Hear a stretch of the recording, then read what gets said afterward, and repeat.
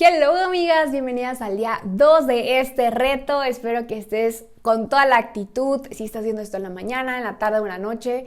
De verdad, espero que estés dedicando ese tiempo a poder disfrutar de Dios, disfrutar de lo que Él está hablando en tu vida, también aplicarlo en tu vida y compartirlo con otras personas. Y antes de comenzar nuestra segunda parte de Génesis, ¿por qué no me acompañas cerrando tus ojos ahí donde estás? Y vamos a orar súper rápido. Papá, gracias por este tiempo, gracias porque a pesar de que estamos a distancia, Señor, estamos en el mismo espíritu, aprendiendo de tu palabra, aprendiendo de esas respuestas que ya están aquí, aprendiendo de tu amor, de tu persona, de tu gracia. Papá, te damos gracias porque sabemos que tú siempre hablas a nuestras vidas y no importa qué tan lejos nos sintamos, qué tan cerca sintamos que estés tú, papá. Ahí estás siempre y hay algo tan especial en tu corazón que queremos conocer, Señor. Así que le pedimos a tu Espíritu Santo que nos ayude a poder tomar esa revelación, esa conclusión que quieres para nuestra vida, para nuestro proceso, para nuestro momento y que también puedas ayudarnos a poder compartirla con otras personas que lo necesiten. En el nombre de Jesús, amén. Y ahora sí, vamos a comenzar con este día 2. El día pasado, el día 1, yo me ando en semanas, pero no, el día 1 estuvimos viendo Génesis 3, el inicio. Y prácticamente estuvimos conociendo la desobediencia y la caída del hombre. Pero algo que me encanta con Dios es que, sí, hay una desobediencia y muchos de nosotros regamos. El diario tenemos algo en lo que fallamos. Pero hay una palabra que me gusta mucho que es redención. Y creo que cuando Jesús vino, caminó aquí y concluyó su promesa en la cruz, esa palabra se hizo más fuerte para los que lo creemos y lo seguimos, porque es una palabra de esperanza. Es saber que aunque yo la riegue, es saber que aunque yo cometa errores, no sea perfecta como Dios, Jesús pagó el precio por mí de mi pecado, de mi enfermedad, de mi dolencia. O sea, todo lo que hay en Él es amor y gracia para mí y redención. Y esa palabra es la que tenemos que abrazar en cada momento de nuestras vidas porque va a traer una perspectiva distinta al cómo estamos caminando y hacia dónde estamos yendo. No significa que no hagamos cosas malas o que las hagamos y creamos que la gracia existe y es suficiente. No, pero hay algo que vamos a ver ahorita en la segunda parte de Génesis 3, que es la condición de nuestro corazón. ¿Cómo es que está nuestro corazón? ¿Cómo es que piensa? ¿Cuál es su objetivo? ¿Cuál es el mover del corazón con el que estamos caminando? Comenzamos con el versículo 8 de este capítulo 3. El título de este pequeño segmento es Sentencia por el pecado y promesa de redención. Me gusta eso de promesa de redención. Ya van a ver por qué. Comienza. Y oyeron al Señor Dios que se paseaba en el huerto al fresco del día. Entonces el hombre y su mujer se escondieron de la presencia del Señor entre los árboles del huerto. Pero el Señor Dios llamó al hombre y le dijo, ¿dónde estás? Y él respondió, te oí en el huerto, tuve miedo porque estaba desnudo y me escondí. Quiero parar un poco aquí. Hay dos cosas interesantes. Yo sé que muchos de nosotros cuando cometemos errores, y de hecho de chiquitos, ¿no? Si no sé, si entras con tenis de lodo a la casa, si rompías algo, siempre hacíamos algo para esconderlo bajo nuestra cama. No sé por qué creíamos que nunca nuestra mamá lo iba a encontrar, pero escondíamos aquello que nos causaba vergüenza. Obviamente con el paso del tiempo quizá cosas han cambiado y la idea no es no mentir, es decir la verdad completa, porque muchas veces creemos que Dios va a decir, obviamente me está diciendo la verdad, cuando estás disfrazando una mentira, cuando estás diciendo, Dios, yo sé que esto no es correcto, pero pues no lo estoy haciendo como está ahí tal cual, o sea, estoy cambiándole un poco, pero al final, una mentira a medias, una verdad a medias es una mentira. Entonces es interesante entender esto. Ellos se escondieron porque comenzaron a experimentar vergüenza. Lo que vimos en Génesis 2 es que nosotros como creación de Dios tenemos algo que ningún otro ser humano tiene, que es la capacidad de poder pensar. Y la vergüenza viene de esto. Sentir culpa, tener sentimientos, viene de esto que también Dios depositó en nosotros para poder pensar, para poder sentir, para poder tener un razonamiento. Entonces ellos se escondieron porque ya no se veían como Dios los veía, ya se veían como natural, carnalmente, llámele así. Era su cuerpo, era su mente, era su boca, todo cambió. Después Dios les dijo, ¿dónde estás? Y esto yo siento que no lo hizo con esta pregunta de ¿dónde estás? Como papá enojado cuando te marcaba si no había llegado a casa, ¿no? Siento que lo hizo con esta parte de mamá marcándote preocupada, ¿dónde estás, compa? O sea, estoy preocupada por ti. Ese sentimiento de angustia, ese sentimiento de siento que te perdí, siento que estás perdido, estás lejos, no estás en casa, no puedo protegerte, no puedo cuidarte, ¿qué hiciste?, ¿sabes? Y yo creo que Dios no estaba enojado como tal, sino que Él sabía dónde estaban posesivos, obviamente sabía dónde se encontraban, pero Él sabía que existía ya un espacio entre Él y sus hijos. Él ya sentía esta división entre Él y sus hijos. Y yo considero, y estoy segura, que desde ahí Dios ya comenzó a planear un plan de redención para nosotros. Dijo, ya siento esta división, tengo que hacer algo para que mis hijos vuelvan a estar conmigo, para que mis hijos vuelvan a estar tan cerca de mí como yo quería y como yo lo diseñé. Y eso, bueno, es algo hermoso, ¿verdad?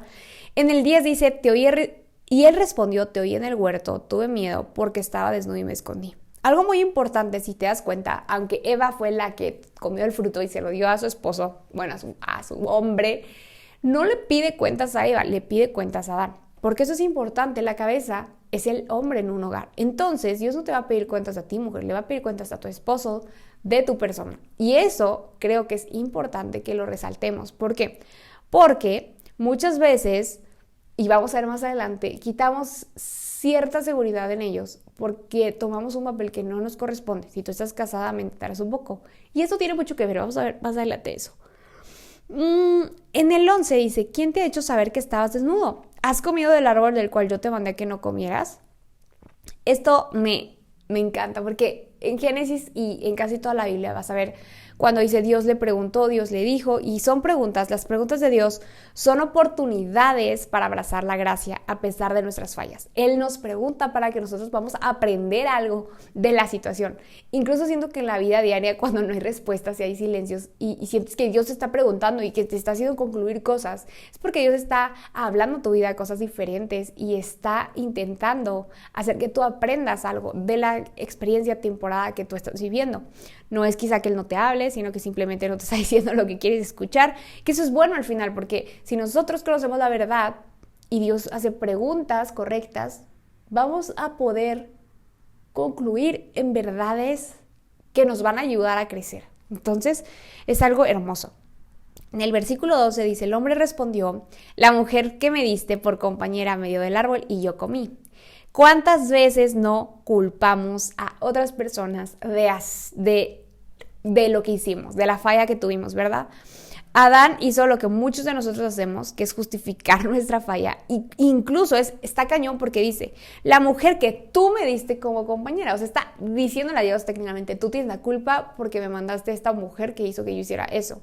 No va a culpar a Eva, sino que está culpando directamente a Dios. Y muchos de nosotros a veces hacemos eso, no te sientas culpable, pero es algo que tristemente está en nuestra naturaleza y es cosa de cambiar, ¿verdad? Y trabajar. El Señor le dijo a la mujer, ¿qué es esto que has hecho? Y ella le dijo, la serpiente me engañó y yo comí. ¿Sabes algo? Cualquier tipo de engaño, llámese acción, palabra, actitud, pensamiento, lo que sea, el intercambio de la verdad de Dios por otra cosa, reemplazarla por otra cosa es una mentira. Lo que sea que venga a tu mente. Quizá hay veces que te dicen, esto no es pecado porque no estás haciendo esta cosa. Sí, pero si eso no es la verdad de Dios, entonces sí es un engaño, sí no es una verdad. Y puedes ver el versículo que está en Romanos 1:25 que habla un poco respecto a ese tema. Es importante que sepamos que con Dios existe verdad absoluta o mentira. No hay de dos, no hay un gris, no hay un tono medio, es verdad absoluta o una mentira. Ahora, a mí me llama mucho la atención porque también estas preguntas hacen que nosotros quedamos en cuenta, ¿verdad? Si estoy perdido, si quizá, yo la regué, tengo que confesar mi pecado, Dios ayúdame, Dios expresa a nosotros de cómo hiciste esto, por qué, cómo, ¿sabes todo esto? Y también nos buscan que estemos perdidos. No importa cuánto la hayamos regado, como Adán y Eva, que ellos cambiaron literal el sentido de la humanidad y el hombre, de Dios y el hombre, sino que Él fue a buscarlos. Él fue por ellos, Él fue en busca de ellos, aunque ellos estaban perdidos, Dios los encontró. Y creo que la forma en la que Dios trata con Adán y Eva es la misma forma con la que trata con el hombre caído en la humanidad, y lo ha hecho por todo el tiempo, por todos los años, no importa cuántas veces caigamos, nos caigamos, fallemos, Él siempre está ahí, Él va por nosotros, Él no pierde la fe ni la esperanza en nosotros, y es hermoso poder descubrir eso.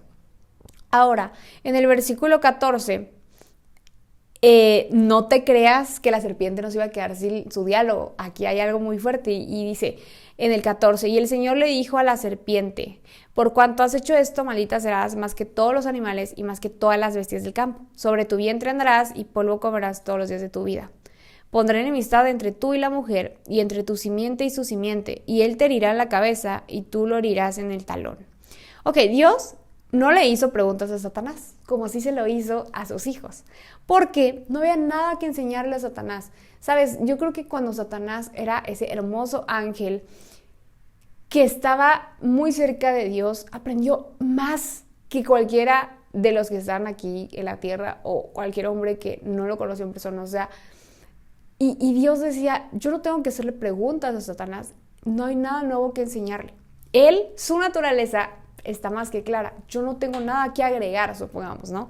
Entonces, cuando él le habla a la serpiente, no le habla en un tono de enseñanza ni de preguntas, simplemente le dice, esto te toca, compa, y vámonos, así es.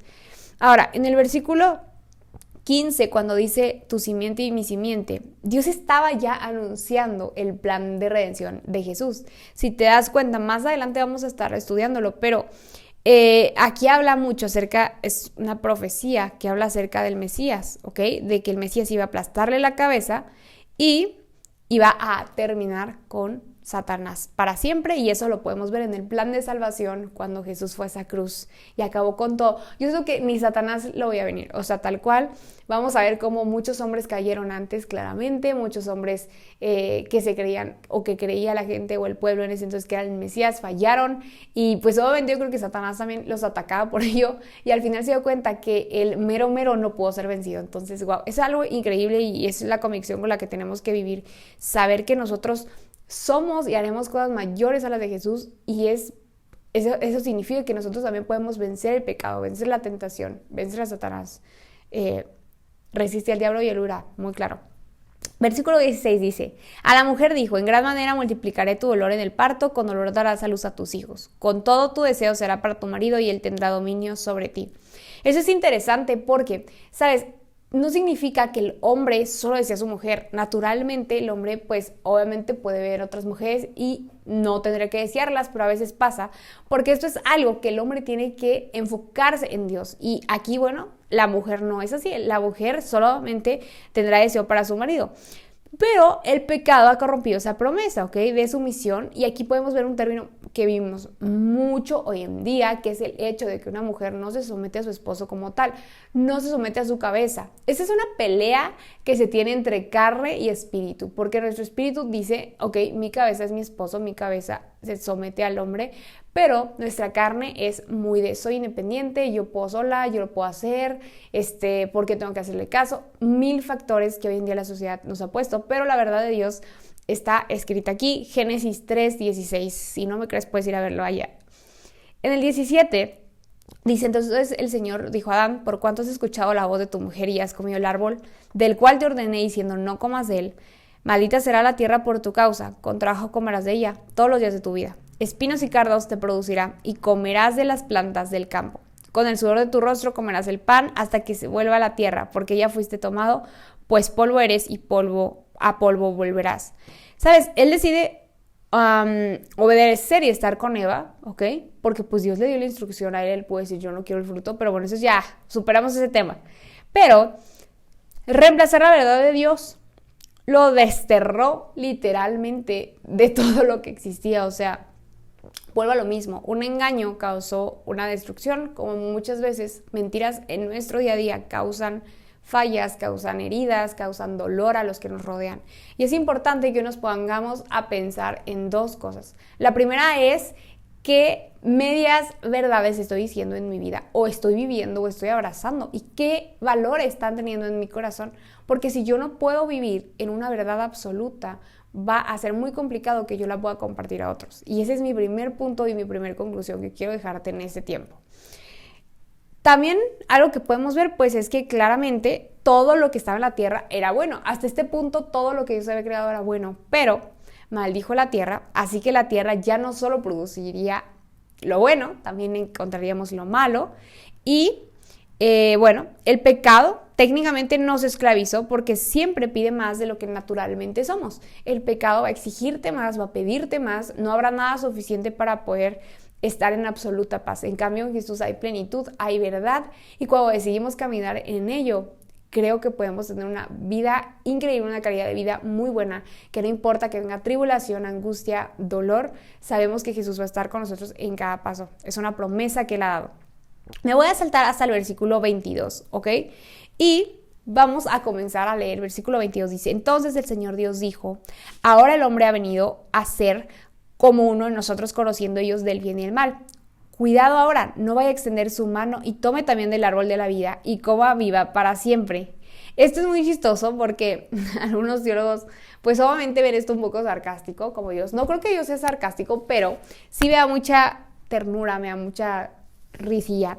Que Dios pues dice, ay, a ver si ahora el hombre, ¿no? Que vino como uno de nosotros, conociendo el bien y el mal, no vaya a extender su mano y toma del árbol de la vida y coma y viva para siempre. O sea, le está diciendo así, ¿no?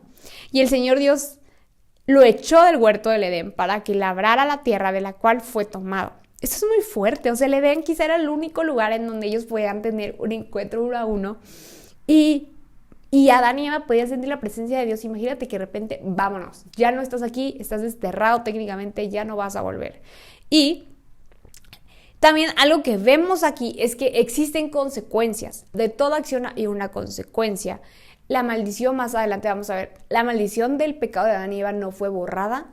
Obviamente cambió el formato del cómo se vivía, pero no fue borrada. Vamos a ver más adelante muchas cosas muy, muy tristes que llevan como consecuencia esto.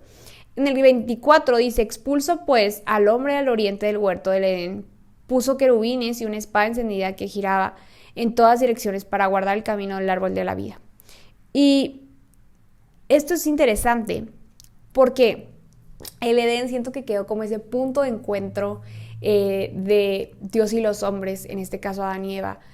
Y qué fuerte saber que algo que estaba tan a tu alcance se perdió y ahora tienes que ir allá, tienes que entrar allá, tienes que hacer algo para poder estar cerca de eso que antes teníamos, ¿no? Y a veces es eso, que sentimos que tenemos todo, no nos damos cuenta cuando se pierde, no nos damos cuenta quizá cuando la presencia de Dios ya no está tan cerca, hasta que ya no está tan cerca. Y es algo que, bueno, a mí en lo particular entristece mi corazón saber que muchas personas quizá viven así y no se dan cuenta que pueden volver, que Jesús está ahí, que Dios está ahí, que su presencia nunca se va de ellos.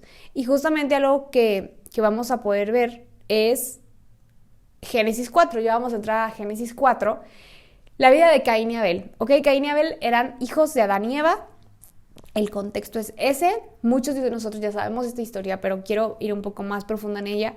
Y vamos a comenzar. Génesis 4, versículo 1 dice, y el hombre se unió a Eva, su mujer, y ella concibió y dio luz a Caín, y dijo, he adquirido varón con la ayuda del Señor. Caín significa lo tengo todo o aquí está, es como, venga, ya se hizo, ¿no? Y Adán y Eva esperaban que Caín, algunos de los creen como que decían, bueno, Dios hizo una promesa de que habría un hombre que vencería a Satanás, creían que era Caín, porque ellos no sabían que iba a existir toda una generación, simplemente, imagínate, estás tú con el hombre, eres el único que existe en el mundo, pues obviamente crees que la siguiente persona puede ser esa que Dios te dijo, pero pues no, ¿verdad? No era el caso. Y en versículo 2 dice, después dio luz a Abel su hermano, y Abel fue un pastor de ovejas, y Caín fue labrador de tierra. Al transcurrir el tiempo, Caín trajo al Señor una ofrenda del fruto de la tierra. También Abel por su parte trajo los primogénitos de sus ovejas y la grasa de los mismos. Aquí es muy interesante porque, bueno, conocemos que Caín y Abel eran hermanos. Caín, al parecer, y por lo que leemos aquí, él era el mayor. Y cuando es tiempo de traer las ofrendas a Dios, Caín trajo pues la ofrenda del fruto de su tierra.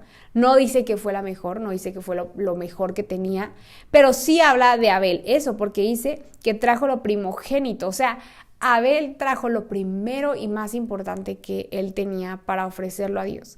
Trajo la mejor parte, lo mejor que tenía. Y fue una ofrenda de sangre, si te das cuenta, un sacrificio de una de sus ovejas. Y terminando el versículo 3 dice, el Señor miró con agrado a Abel y su ofrenda, pero no miró con agrado a Caín y su ofrenda. Caín se enojó mucho y su semblante se demudó. Yo creo que es como que tipo se puso así en blanco, cambió, se molestó. Entonces el Señor dijo a Caín, ¿por qué estás enojado y por qué se ha demudado tu semblante? Aquí otra vez Dios vuelve a hacer preguntas y es lo que te digo, me llama mucho la atención eso. En el 7 dice, si haces bien, no serás aceptado, pero si no haces bien, el pecado yace a la puerta y te codicia. Esto me encanta, o sea, me encanta cómo Dios juega con la mente, no es cierto, pero, o sea, me hace pensar cómo Dios te dice, ok, si estás haciendo el bien, ¿por qué te estresas? Pero, o sea, tranquilo, si haces el bien, va a ser aceptado, pero lo estás haciendo, o sea, te hace preguntas para que tú puedas decir, vaya, buena pregunta, ¿sabes? Ahora, hay una cosa muy interesante, aquí no se sabe cómo se hacían sacrificios, pero podemos ver más adelante que en tiempos más modernos, llamémosle así, podemos darnos cuenta que todos los sacrificios aceptados por Dios, muchos de ellos eran de que se quemaban, de que había algo sobrenatural, era visible, pues llamémosle así, visible al hombre. Y eso me hace pensar que en ese momento también era así, porque si dice no fue aceptado, o no miró con agrado a Caín su ofrenda, tiene que ver con que obviamente entonces todos estaban viendo, esto es de agrado y esto no. Lo que me hace pensar que a Caín, más que molestarle si su ofrenda no fue de agrado o sí, fue como ese sentimiento de no me aceptó. ¿Sabes? Que muchos de nosotros tenemos el sentimiento de no aceptación, de orfandad, de que necesitamos aprobación, necesitamos que alguien nos diga, lo hiciste muy bien, ese comentario fue muy bueno, eso que estás haciendo lo estás haciendo bien. Y ahí Caín puede demostrar eso, porque también siento que existía como, yo te di primero, yo era el primogénito, ¿y por qué estás abrazando lo que mi hermano hizo? Y bueno, no quiero entrar a detalle, pero muchas veces lo experimentamos incluso en la iglesia, ¿no? Que nosotros decimos, yo me esforcé al 100 por uno y ¿por qué aceptas esta persona que no tanto? Comenzamos a hacer que las raíces de orgullo crezcan en nuestro corazón y se conviertan en amargura, porque siento que eso fue lo que le pasó a Caín. Después Caín responde, Dios le dice, yace a la puerta y te codicia, pero tú debes dominarlo. Y Caín dijo a su hermano Abel, vayamos al campo, y aconteció que cuando estaban en el campo, Caín se levantó contra su hermano y lo mató. O sea, imaginemos esta parte, Dios te dice, si haces el bien, si no haces el bien, el pecado te va a acechar. Y tú debes dominarlo, o sea, le estás diciendo, Caín, va a pasar esto, ¿sabes? O sea, va a haber, si no estás haciendo el bien, si la condición de tu corazón no es correcta, el pecado va a acecharte, pero tú puedes dominarlo, tienes todo para hacerlo, compa, dale. Y de repente, Caín le dice a su hermano, vamos al campo y vais, se lo mata. O sea, es chistoso y puedes decir, obviamente, Caín, si Dios te dijo, ¿por qué lo hiciste? Pero muchos de nosotros sabemos que Dios nos dice algo y vamos allá.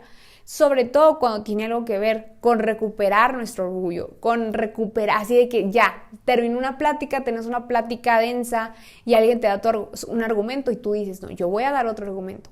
Y da otro y tú vuelves a dar. ¿Por qué? Porque de verdad que el orgullo en el corazón del humano es algo que, híjole, está presente, pero tenemos que dominarlo, así como Dios dice. O sea, si tú estás haciéndolo bien, ¿por qué tienes que tener esta actitud, ok? Y el pecado, yo creo que entra mucho por esa parte, por el orgullo, por la falta de aceptación, por el hecho de decir yo no soy el primero, yo no soy el mejor. Es algo con lo que tenemos que trabajar, pero es algo a la que le tenemos que prestar atención, no lo echemos en saco roto. Continuando, yo como conclusión, creo que la ofrenda de Caín fue el esfuerzo de religión, ¿sabes? Fue como el esfuerzo de cumplir. Te traigo mi sacrificio porque quiero cumplir contigo. Y eso es mucho la religión.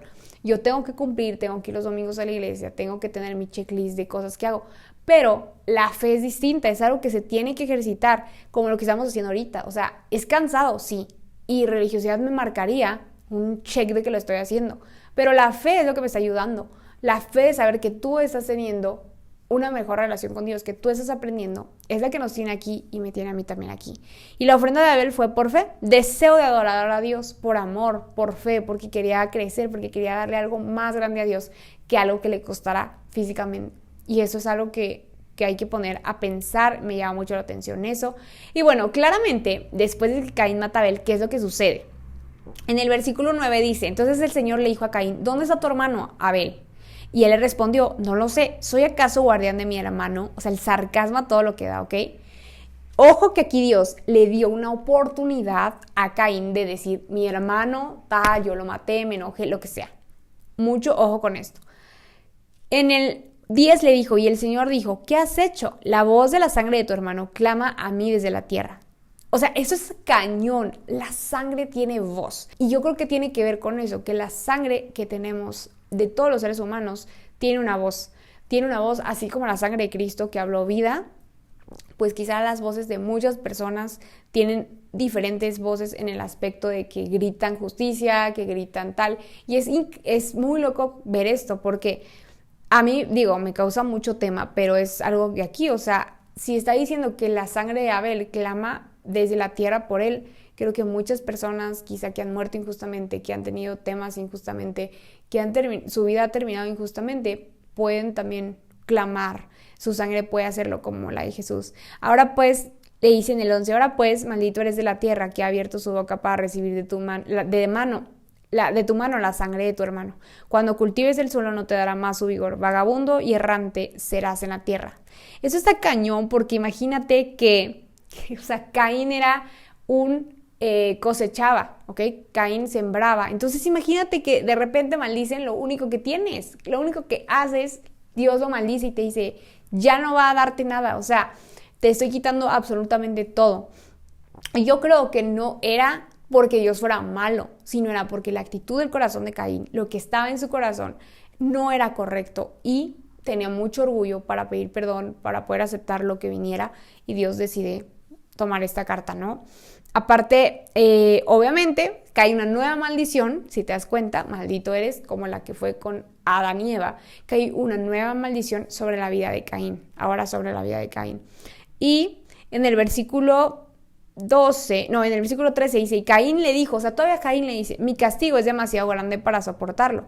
Hoy me has arrojado a la superficie de la tierra y de tu presencia. Me esconderé y seré vagabundo y errante en la tierra. Y sucederá que cualquiera que me halle me matará. Entonces el Señor le dijo, no será así, pues cualquiera que mate a Caín 7 veces sufrirá venganza. Y el Señor puso una señal sobre Caín para que cualquiera que lo hallara no lo matara. Primero se quejó de la forma que fue juzgada. Muchas veces ocurre eso en nosotros, que Dios nos dice, haz esto y tú, ya, pero ¿por qué? Y empezamos a quejarnos. Ya de por sí ya la regamos un poco y entonces todavía vamos a quejarnos, ¿verdad? Pero algo que me llama mucho la atención es que a pesar de todo, Dios le dice que nadie lo matará. Le dice, cualquiera que te mate 7 veces sufrirá venganza. O sea, Dios todavía protegía a Caín y de hecho le pone una marca. Dice, y el Señor le puso señal sobre Caín para que cualquiera que lo hallara no lo matara. Eso nos está hablando del corazón de Dios que tiene gracia y amor por él. Lo marcó para que nadie lo matara, como una protección, a pesar de que ya no iba a estar o ya no iba a tener privilegios como antes, ya no iba a estar tan cerca o en la presencia de Dios. Dios le dijo, ¿sabes qué? Aún así sigue siendo mi hijo y yo voy a ponerte esa marca para que nadie te pueda matar. Eso es algo padrísimo, que siento que habla mucho del corazón de Dios. Y bueno, es increíble saber esto. Te invito a que termines leyendo un poquito acerca de la descendencia de Caín. Vamos a poder darnos cuenta que aquí siento que no es tanto que a veces decimos, ay, ¿por qué soy así? ¿No? O me parezco a mamá, me parezco a papá. Ese es un debate muy interesante. Pero no se trata solamente de eso, de lo físico, de los rasgos, de la personalidad. Va más allá de eso. También se trata de lo espiritual. Muchas veces lo dejamos a un lado porque creemos que es como, ay, obviamente, o sea, too much tener herencias espirituales. Es algo real, es algo que podemos ver aquí, es algo real, es algo tangible. Vamos a ver en la descendencia de Caín cómo su descendencia era una descendencia que de verdad tuvo libertad, de verdad se corrompió, su corazón era de orgullo, su corazón era vanagloria, se alzaban, yo hice, yo dije. Y eso no era culpa de la descendencia de Caín, ¿verdad? Era culpa de Caín mismo. Y yo sé que quizá al final Caín pudo cambiar su corazón, o quizá no, jamás lo sabremos, pero lo que sí es que fue una herencia que llevaba ciertos rasgos y ciertos factores. Y hoy yo quiero también concluir en esto y dejar ese punto en tu corazón, que estás trabajando para tus generaciones, estás trabajando una cultura de amor, de gracia, de perdón, de sabiduría, o estás trabajando una cultura de chisme, estás trabajando una cultura de enojo, de orgullo, de vanagloria. Es muy retador esto y quizá exhorte mucho nuestro corazón, pero ponte a pensar qué cultura estoy creando hoy en día y qué es lo que estoy dejando para mis generaciones y mi descendencia. Es importante que lo tengamos en cuenta. Y bueno, este fue el día 2 de nuestros 365 días de verdad. Estamos dando este reto juntos, amiga. Vamos con todo y espero que sea de mucha bendición para ti, para tu vida.